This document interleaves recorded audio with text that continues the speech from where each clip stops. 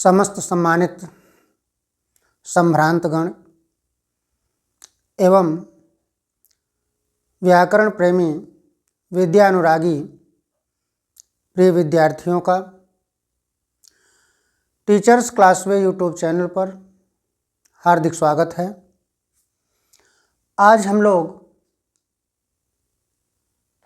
संस्कृत व्याकरण में कारक प्रकरण पर अधिकरण कारक सप्तमी विभक्ति से संबंधित सूत्रों के विषय में अध्ययन करेंगे। इसके पूर्व कि हम लोग सूत्र प्रारंभ करें, हमने षष्ठी विभक्ति तक के समस्त सूत्रों के विषय में आपको विस्तार से बता दिया है। नववर्ष 2025 हम सब के लिए एक सुखद सुनहरा अवसर प्रदान करे। पूरे वर्ष तक हम सबको एक नई ज्योति, नया प्रकाश प्राप्त हो।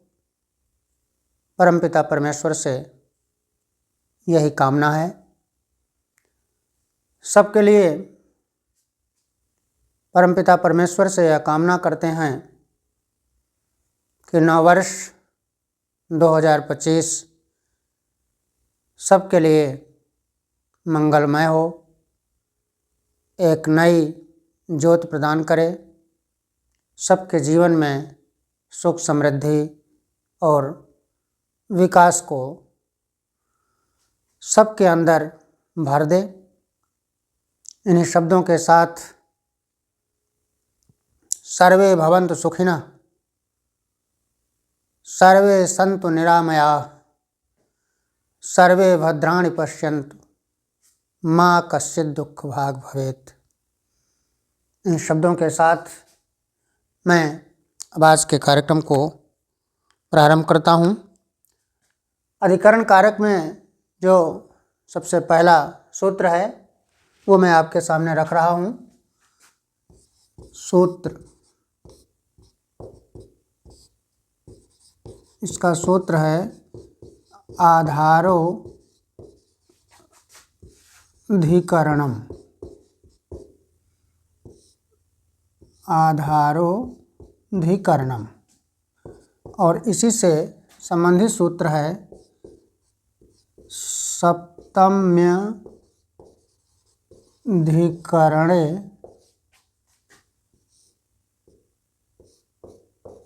च। सप्तम्यधिकरणे च। अब इसके नियम पर आइए देखा जाए। आधारोऽधिकरणम, आधार को ही अधिकरण कहते हैं ना। इसकी देखें, हम आपको व्याख्या आपके सामने रख रहे हैं। क्रिया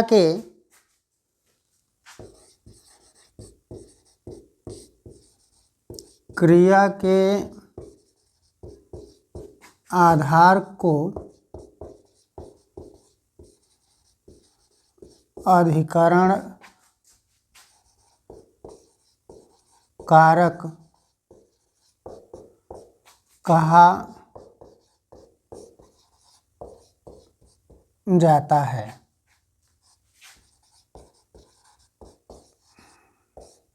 अर्थात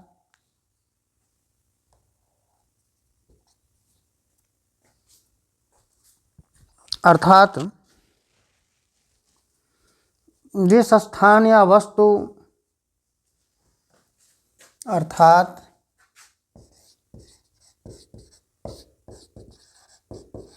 जिस स्थान या वस्तु में कोई कार्य किया जाता है उसे अधिकरण कहते हैं।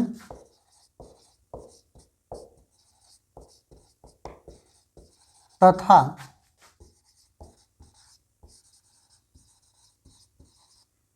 अधिकरण में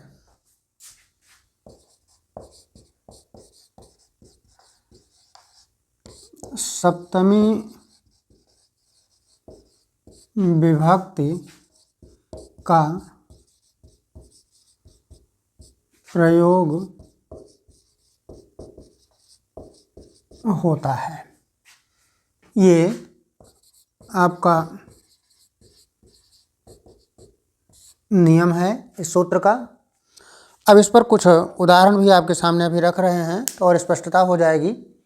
आप समझ रहे होंगे आधार अधिकरणम, आधार को ही अधिकरण कहते हैं, अर्थात क्रिया का जो आधार होता है, कार्य करने का जो आधार होता है उसको हम अधिकरण कारक कहते हैं। और सप्तम्य अधिकरणेच्य तथा अधिकरणेच्य, अधिकरण में सप्तमी विभक्ति का प्रयोग किया जाता है। इसी को दूसरे रूप में हमने संकेत किया आपको कि जिस स्थान या वस्तु पर या में कोई कार्य किया जाता है उसे अधिकरण कारक कहते हैं और अधिकरण कारक में सप्तमी विभक्ति का प्रयोग किया जाता है। अब हम उदाहरण देखते हैं। जैसे उदाहरण के माध्यम से आप स्पष्ट कर लेंगे तो पूर्ण रूपेण स्थिति आपकी एकदम स्पष्ट हो जाएगी। जैसे लिख रहे हैं कि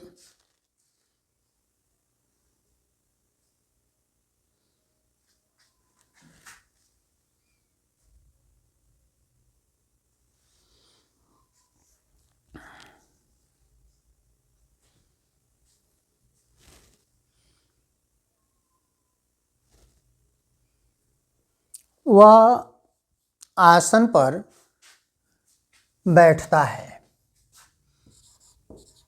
वह आसन पर बैठता है। ये छोटा सा उदाहरण हम आपके सामने रख रहे हैं। आसन पर, अधिकरण का जानते हैं आप चिन्ह सामान्य रूप से भी, में पै पर अधिकरण का। तो पर, आसन पर, यहाँ पर बैठने का जो आधार है वो है आसन। तो जो अभी संकेत किया गया क्रिया का आधार अर्थात बैठने का जो आधार है वह है आसन। तो आसन में ही अधिकरण कारक होगा और अधिकरण कारक में सप्तमी विभक्ति होगी, अर्थात आसन पर सप्तमी विभक्ति का प्रयोग होगा। इसका अनुवाद आप जब बनाएंगे तो बन जाएगा सह आसने, आसन पर न बैठता है, तिष्ठति। स आसने तिष्ठति, वह आसन पर बैठता है।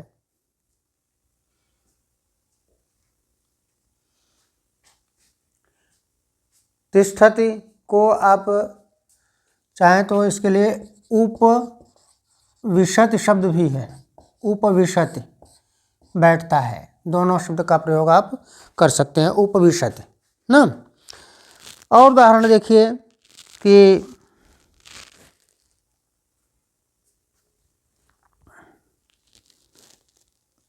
वह, या किसी का नाम दे करके दे दीजिए,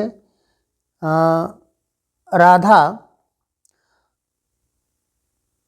पतीली में भोजन पकाती है। राधा पतीली में भोजन पकाती है। यहाँ पर देखिए राधा के भोजन पकाने का जो आधार है वो है पतीली ना। तो पतीली में वो भोजन पका रही है। ये जो पतीली है इसी में आधार में ही आपको सप्तमी लगाना है। तो इसका जब अनुवाद आप बना रहे हैं तो बन जाएगा राधा स्थाली, तो इसका स्थाल्याम सप्तमी हो जाएगा, स्थाल्याम। फिर भोजनम पचति, पच धातु है, इसका रूप पचति पचतः पचंत चलता है। स्थाल्याम भोजनम पचति, थाली में भोजन पकाती है। इसी तरह से जैसे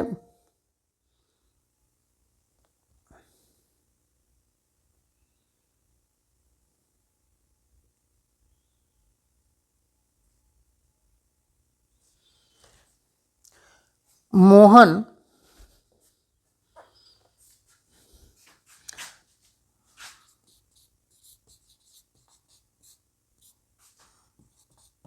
नारायणपुर में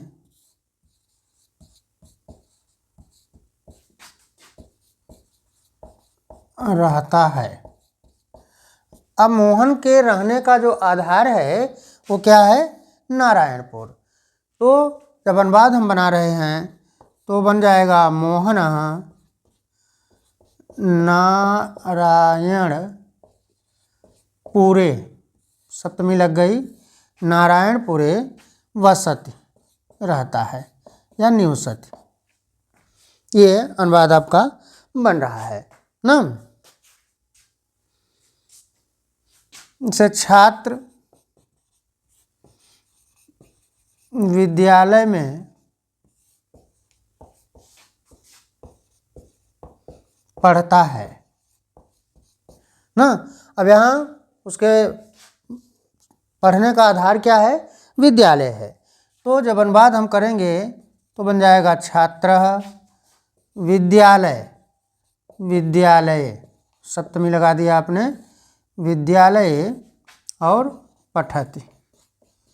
चूँकि एक ही बालक की बात हो रही है एक वचन में, इसलिए यहाँ पर पठत का प्रयोग हो गया। इस तरह आप देख रहे हैं कि कोई भी उदाहरण आपको मिले जिसमें आधार आपको समझ में आ रहा है, स्पष्ट है, वहाँ पर आपको सप्तमी विभक्ति का प्रयोग करना है। इस तरह कोई भी उदाहरण मिलता है तो अच्छे ढंग से आप इसको कर सकते हैं।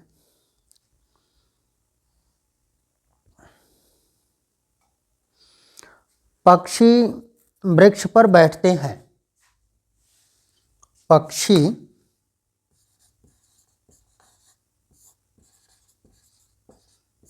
वृक्ष पर बैठते हैं। अब यहाँ पर देखिए, वृक्ष पर पक्षी के बैठने का जो आधार है वो है वृक्ष, इसलिए पक्षी का आपने लिख दिया खगाह ना। खग माने पक्षी, बहुवचन में बहुत से पक्षी हैं। वृक्ष पर ना हो जाएगा वृक्षे ना, वृक्षे। और बैठते हैं तो बहुवचन है, इसलिए हो जाएगा तिष्ठन्ति। खगाः वृक्षे तिष्ठन्ति, पक्षी वृक्ष पर बैठते हैं। इस तरह से उदाहरण आपका स्पष्ट हो रहा है, आपको अच्छे ढंग से समझ में भी आ गया होगा। जिस तरह का कोई भी वाक्य आपको मिले उसमें आपको यही ध्यान देना है कि इसमें वास्तव में कार्य का आधार क्या है। आधार को जैसे ही आप स्पष्ट करेंगे वैसे ही अनुवाद आपका बनना शुरू हो जाएगा, और आधार में सप्तमी लगाते हुए अन्य जो सामान्य नियम का है अनुवाद का, उस सामान्य नियम के आधार पर आप अनुवाद करते चले जाएंगे। पूर्ण रूपेण एकदम शुद्ध अनुवाद आपका बन जाएगा। इसको नोट कर लें, ये सूत्र आपका स्पष्ट हो चुका है। अब इसके अतिरिक्त जो अन्य सप्तमी से संबंधित सूत्र हैं वो मैं आपके सामने रख रहा हूँ। इसको आप अच्छे ढंग से अपने नोटबुक में संकेत कर लें, नोट कर लें, उदाहरण को भी अच्छे ढंग से समझ लें। अन्य उदाहरणों को घर पर अपने से और अभ्यास करेंगे तो आपको कहीं से जरा सा भी कोई असुविधा नहीं महसूस होगी। हम अगले सूत्र पर चलते हैं।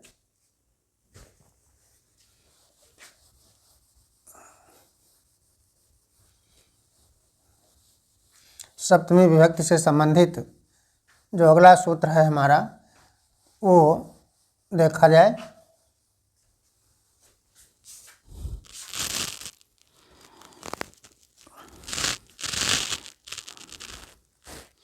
अगला सूत्र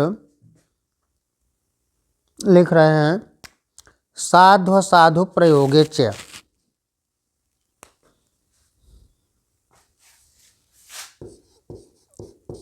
साध्व साधु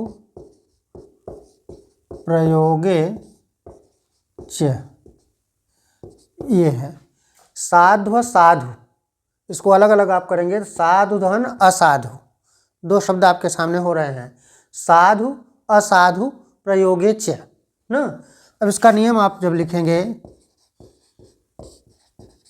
नियम, तो नियम अब देखिए साधु और असाधु के प्रयोग में हम सप्तमी विभक्ति का प्रयोग किस तरह से करते हैं।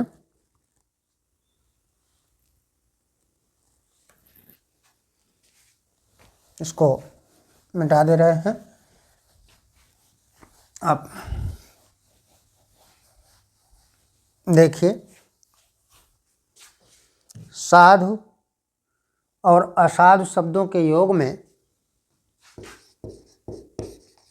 साधु और असाधु शब्दों के योग में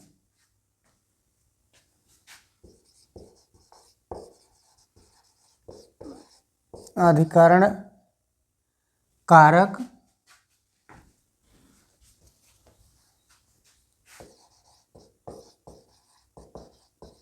तथा सप्तमी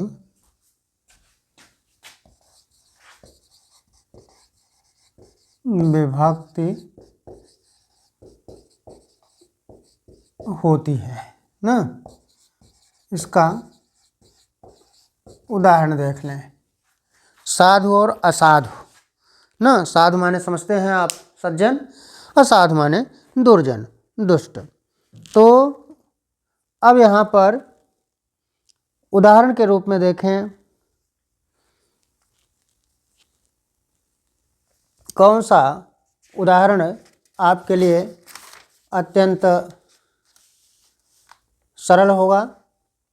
इसे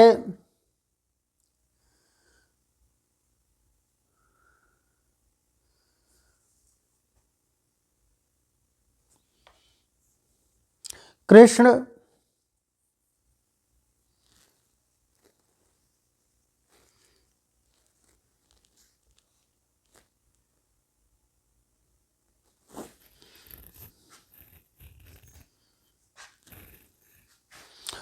कृष्ण से संबंधित उदाहरण अक्सर मिलता है। तो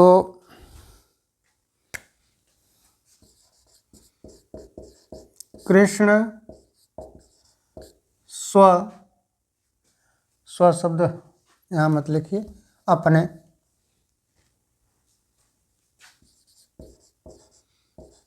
अपनी माता के लिए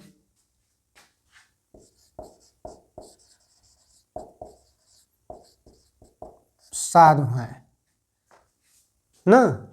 अपनी माता के लिए, अब यहाँ पर देखिए साधु शब्द का प्रयोग, तो अनुवाद जब आप करेंगे तो कृष्णः स्व मातरि साधु, अपनी माता के लिए स्व मातर, मातर शब्द में सप्तमी विभक्ति का प्रयोग हुआ। तो अनुवाद आपका बन गया कि कृष्ण अपने माता के लिए साधु थे। इसी को एक और उदाहरण के रूप में भी लिखते हैं कि कृष्ण अपने मामा के लिए, कृष्ण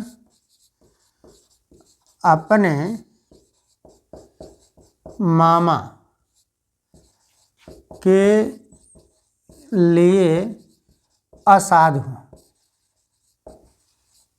असाधु हैं ना। अब माता के लिए मामा के लिए दोनों में साधु और असाधु की भावना यहाँ देखिए स्पष्ट हो रही है। इसका जब अनुवाद आप बना रहे हैं तो कृष्णः स्व, अब मातुल शब्द में आपने सप्तमी लगा दिया, स्व मातुले ना, असाधु असाधु, ये अनुवाद आपका बनकर तैयार हो गया। इस तरह से आप कोई भी वाक्य स्पष्ट रूप से कर सकते हैं, उसमें कोई दिक्कत नहीं होगी, कोई असुविधा आपको नहीं आएगी। जैसे देख लीजिए कि पुत्र माता के प्रति सद्व्यवहार करता है।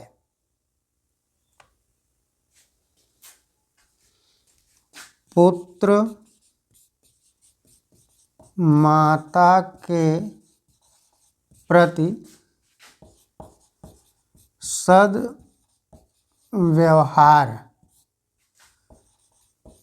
करता है। सद्व्यवहार शब्द भी यहाँ पर साध के लिए ही है। इन्होंने सद्व्यवहार शब्द का प्रयोग किया है, इसलिए हम आपको इसको लिख करके स्पष्ट कर रहे हैं कि पुत्र माता के लिए मातरि सद्व्यवहार करता है। इसमें साधु शब्द का प्रयोग कर दीजिए, आपका काम हो जाएगा। पुत्र मातरि साधु ना। इस तरह से आप देख रहे हैं कि साधु और असाधु से संबंधित उदाहरण आपके सामने रखा गया। अब एक आध उदाहरण और आपके सामने रख करके फिर आगे हम चलते हैं। देव पिता के लिए देव पिता के लिए साधु हैं ना। पिता के लिए साधु हैं, चाहे सज्जन हैं, हाँ, सद्व्यवहार युक्त हैं, उस शब्द कोई भी प्रयोग कर सकते हैं आप, अनुवाद वही होगा। तो देव का हो गया देव, अब पिता में आपने लगा दिया तो पितर ना। साधु पिता के लिए साधु हैं, सज्जन हैं, ये अनुवाद आपका बन गया। देवः पितरि साधु। ये सूत्र भी हमने आपके सामने स्पष्ट कर दिया। साधु साधु प्रयोगे च, साधु और असाधु न, कुशल दक्ष प्रवीण, इन सब शब्दों से संबंधित जो भी स्थिति बनती है उसमें अधिकरण कारक होता है, और अधिकरण कारक में आपको सप्तमी अधिकरण सूत्र के अनुसार सप्तमी विभक्ति का प्रयोग करना होता है। ये उदाहरण जो हमने आपके सामने रख दिया है, इसको अच्छे ढंग से समझ लें, अभ्यास कर लें, और भी इससे संबंधित इसी तरह के जो भी वाक्य मिलते हैं आप इसी नियम का पालन करते हुए शुद्ध अनुवाद कर सकते हैं। अब इसके बाद हम इस कारक से संबंधित अगले सूत्र पर चलते हैं, देखते हैं। वो एक सूत्र आपका और है,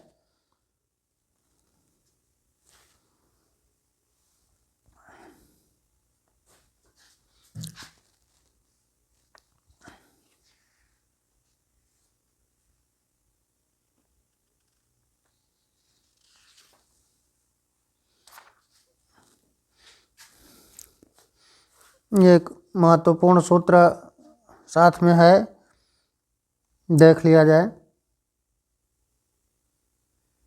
यतस्य निर्धारणम,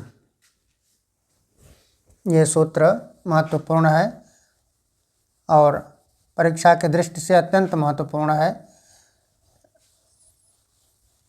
इस सूत्र से संबंधित उदाहरण परीक्षा में निश्चित रूप से आते हैं। अब हम इसको हटा रहे हैं।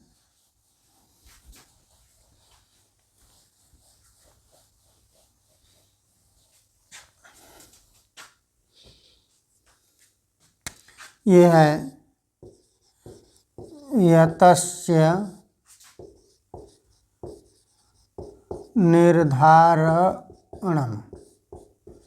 सूत्र से आपको लग रहा है यतः च निर्धारणम, जहाँ पर कोई चीज़ निर्धारित की जाती है, सुनिश्चित की जाती है ना, वहाँ पर अधिकरण कारक होता है और अधिकरण कारक में सप्तमी विभक्ति का प्रयोग किया जाता है। तो अब इसका नियम आप देखें। नियम में हम चल रहे हैं कि जब किसी वस्तु को की अपने समूह में विशेषता प्रकट की जाती है ना, जब किसी वस्तु की अपने समूह में विशेषता प्रकट की जाती है, जब किसी वस्तु की अपने समूह में विशेषता प्रकट की जाती है, विशेषता प्रकट की जाती है, तो समूहवाची शब्द में, तो समूहवाची शब्द में अधिकरण कारक होता है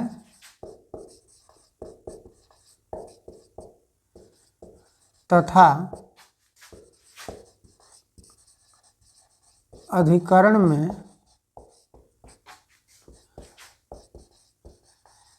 सप्तमी या षष्ठी का विकल्प से प्रयोग किया जाता है। ये सप्तमी या षष्ठी, ये जो हमने लिखा है, इसको अभी आप उदाहरण के माध्यम से देखेंगे तो आप एकदम संतुष्ट हो जाएंगे, निश्चिंत हो जाएंगे कि ये दोनों की व्यवस्था क्यों दी जा रही है साथ में ना। क्योंकि अतः च निर्धारण, किसी समूह में से जो किसी एक को निर्धारित किया जाता है, किसी एक की विशेषता को प्रकट किया जाता है, तो वहाँ पर अधिकरण कारक होता है और उसमें षष्ठी अथवा सप्तमी ना, ये दो में से कोई आप प्रयोग कर सकते हैं। दोनों हम आपको अथवा करके दोनों विभक्तियों का प्रयोग करके आपके सामने रख रहे हैं। देखें, जैसे कवियों में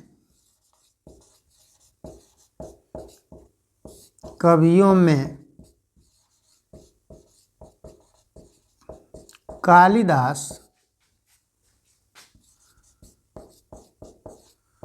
श्रेष्ठ थे। ठीक, कवियों में, अब यहाँ पर एक समूह है, कवियों का एक समूह है, जिस समूह में से किसी एक व्यक्ति की विशेषता प्रकट की जा रही है ना। जब किसी वस्तु की अपने समूह में विशेषता प्रकट की जाती है ना, तो ये कवियों का एक समूह है, उसमें से किसी एक की विशेषता प्रकट की जा रही है, तो उसमें, उस समूह में, उस समुदाय में, कहा ना कि उस समूहवाची शब्द में आप अधिकरण कारक करते हैं और उसमें सप्तमी विभक्ति या षष्ठी विभक्ति विकल्प से प्रयोग किया जाता है। तो अब यहाँ पर देखें, कवियों में ना, कवि नाम, ये तो हो गया षष्ठी, और कविषु आगे हम लगा दे रहे हैं वा, कवि नाम कविषु वा, कौन? कालिदास, कालिदास श्रेष्ठ ना, थे लिख रहे हैं, इसलिए आप आश्रित शब्द का प्रयोग कर दीजिए, वाक्य आपका स्पष्ट हो गया। कवि नाम कविषु वा शब्द जो है अथवा के लिए प्रयोग किया जाता है, माने ये अथवा ये, कवि नाम अथवा कविषु, दो में से एक। तो दोनों का प्रयोग इसलिए किया गया कि आप एकदम निश्चिंत रहें कि कोई भी शब्द परीक्षा में मिलता है, अंडरलाइन करके मिलेगा, तो आप निश्चिंत रहें कि हमें इसी सूत्र के आधार पर इसकी व्याख्या करना है ना। और उदाहरण देखें, जैसे दूसरा उदाहरण हम आपके सामने और रख रहे हैं कि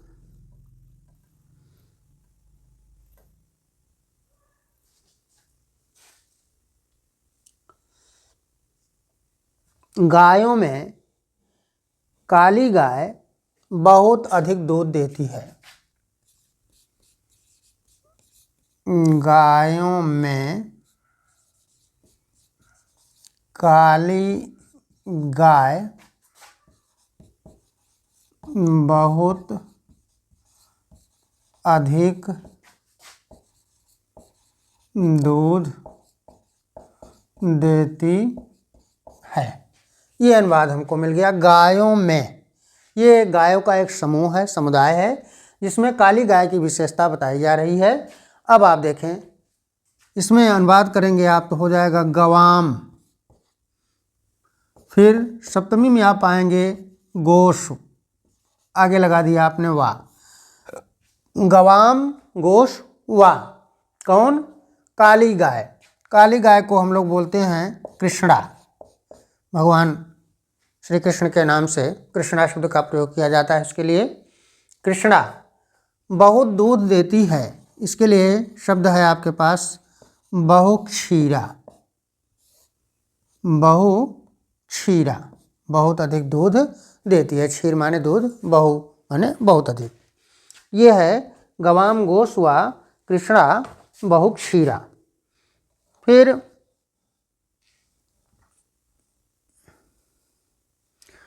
मनुष्यों में ब्राह्मण श्रेष्ठ है।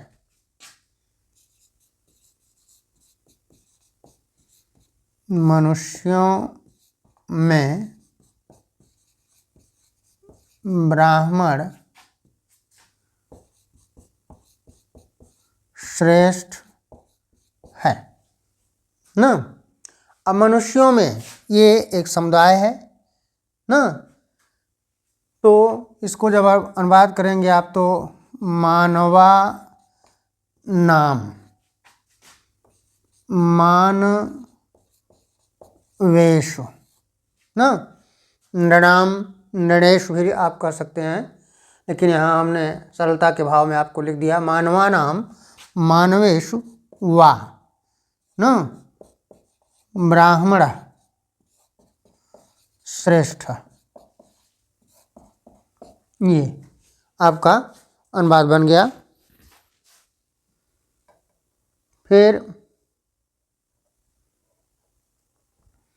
नदियों में गंगा श्रेष्ठ है।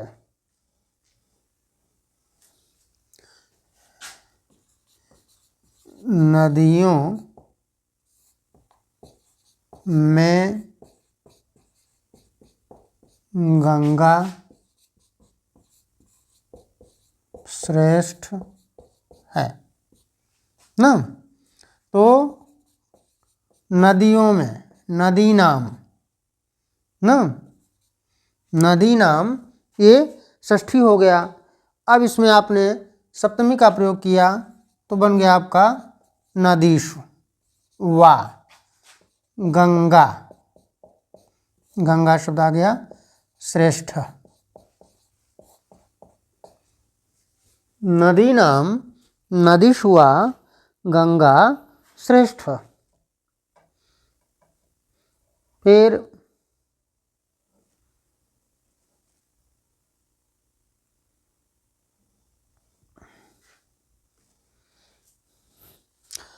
पांडवों में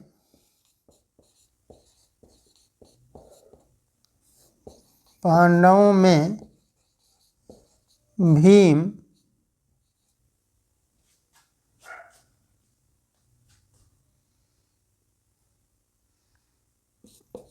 सबसे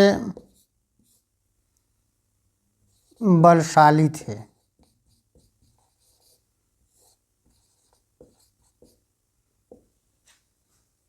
ये मान लीजिए हमको मिल गया पांडवों में ना। अब इसका अनुवाद जब आप कर रहे हैं तो बन जाएगा पांडवा नाम पांडवेषु वा भीम सबसे बलशाली ना, तो बन जाएगा बलवत्तम आसीत, सबसे बलशाली बलवत्तम ना। तो पांडवानाम पांडवेश, ये आपका संकेत देखें, षष्ठी अथवा सप्तमी का प्रयोग हमने आपके सामने रखा। इस तरह से आप कोई भी समूह में से एक श्रेष्ठता को स्पष्ट करेंगे तो इसी तरह से अनुवाद आपका बनेगा। चाहे जितना भी आप अनुवाद करना चाहें इसमें करते चले जाएंगे। राजाओं में राम श्रेष्ठ थे ना, मर्यादा पुरुषोत्तम थे, अनेक उदाहरण आप कर सकते हैं। ठीक है, जैसे पक्षियों में, पक्षियों के समूह में से भी आप कोई उदाहरण आप दे सकते हैं इस तरह से। तो अनेक उदाहरण आपके सामने हैं, जैसे पर्वतों को दे सकते हैं, छात्रों में दे सकते हैं। हाँ, कोई भी इस तरह का संकेत आप अपने स्तर से कर सकते हैं और तरीका यही रहेगा, इसी तरह का रहेगा। ये आपने अब अच्छे ढंग से समझ लिया होगा। ये सूत्र बहुत ही महत्वपूर्ण है, आवश्यक है। इस सूत्र को अच्छे ढंग से आप नोट कर लें, समझ लें, उदाहरण भी देख लें। अब सप्तमी विभक्ति में जो महत्वपूर्ण सूत्र हैं हो चुके हैं, हम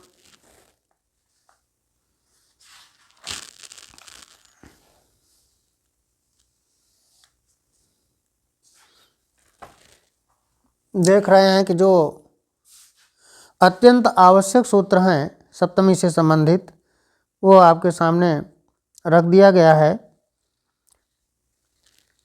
एक छोटा सा सूत्र और आता है प्रयोग में, उसको भी देखिए हम आपके सामने रखने का प्रयास कर रहे हैं अंतिम सूत्र के रूप में। 5 मिनट के अंदर देखिए उसको आपके सामने कुछ उदाहरणों के माध्यम से प्रस्तुत कर रहे हैं, देख लीजिए जल्दी से।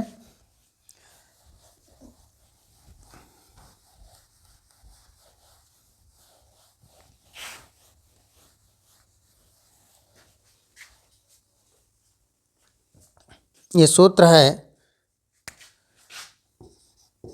यस्य च भावेन भाव लक्षणम, यस्य च भावेन भाव लक्षणम, ये सूत्र है हमारे सामने। इस पर आप थोड़ा सा प्रकाश डाल लें, थोड़ा सा समझ लें कि भावेन भाव लक्षणम, ये जो संकेत किया जा रहा है इसका क्या मतलब है। जब किसी कार्य के हो जाने पर दूसरे कार्य का होना प्रतीत होता है,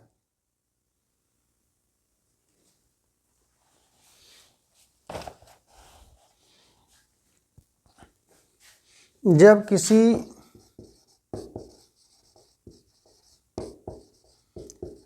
कार्य के हो जाने पर ना, जब किसी कार्य के हो जाने पर दूसरे कार्य का होना प्रतीत होता है, दूसरे कार्य का होना प्रतीत होता है ना। यानी किसी कार्य के हो जाने पर किसी दूसरे कार्य का होना जब प्रतीत होता है तो जो कार्य हो चुका होता है उसमें सप्तमी विभक्ति होती है। तो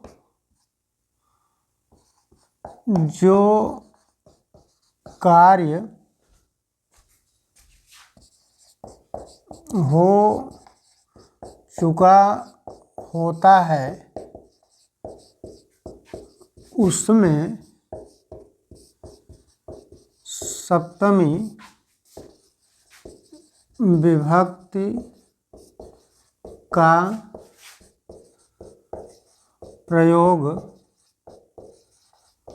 होता है।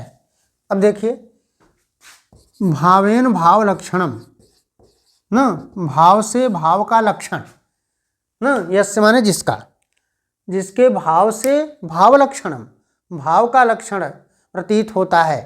माने एक कार्य के पूरा हो जाने पर किसी दूसरे कार्य का जहाँ पर होना प्रतीत होता है ना, तो जो कार्य पहले से हो चुका होता है उसमें सप्तमी विभक्ति आप लगाते हैं। अब उदाहरण आप देख रहे हैं तो और स्पष्ट हो जाएगा। सूर्य के अस्त हो जाने पर ग्वाल बाल घर को गए। सूर्य के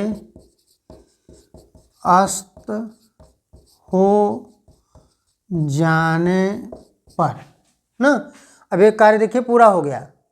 सूर्य का अस्त हो जाना ये किसी कार्य का हो जाना, दूसरे कार्य का होना, तो सूर्य के अस्त हो जाने पर ग्वाले, हम संकेत कर रहे हैं संक्षेप में, ग्वाले ना घर को, ग्वाले घर को गए ना, गए। अब इसको सूर्य के अस्त हो जाने पर, ठीक है, इसका स्पष्ट रूप से आप अनुवाद कर लें। सूर्य अस्तम गते, सूर्य अस्तम गते ना, सूर्य के अस्तम गते, अस्त हो जाने पर ना, ग्वाले माने गोपा ना, ग्वाल वाले क्या, गृहम गए। अगच्छत अगच्छताम अगच्छन, बहुत से ग्वाले हैं बहुवचन में, इसलिए अगच्छन शब्द का प्रयोग हुआ। तो सूर्य अस्तम गते ये है, पहला कार्य आपका हुआ सूर्य का अस्त होना, और दूसरे कार्य की प्रतीत हुई कि ग्वाल वाले अपने घर को गए। तो जो कार्य पहले हुआ अर्थात सूर्य का अस्त होना पहले हुआ, इसलिए इसमें सप्तमी विभक्ति का प्रयोग किया गया। यह है भावेन भाव लक्षणम।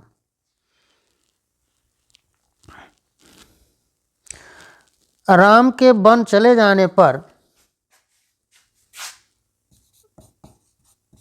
राम के वन चले